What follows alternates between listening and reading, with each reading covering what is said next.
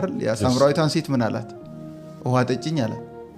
ግን ሲጠናቀቅ ውሃ የጠጣው ማን ነው? ውሃ ሊሰጣት ፈልጎ ነው። ሃሌሉያ።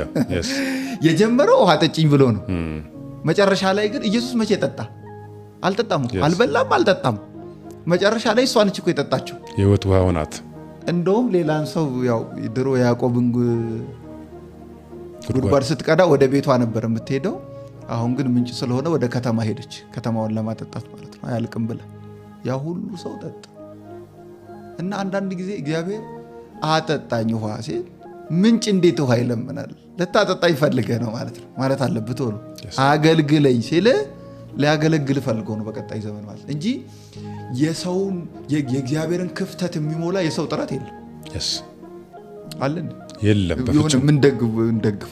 እግዚአብሔር እኮ ንጉስ ነው አይደል? ወታደር አለ። ወታደሩን የሚጠብቅ ብቸኛ ንጉስ እግዚአብሔር እንደሆነ ታውቃለህ?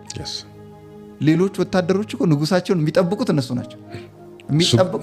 ሃሌሉያ። እሱ ደግሞ ወታደሩን የሚጠብቅ ንጉስ ነው እግዚአብሔር ማለት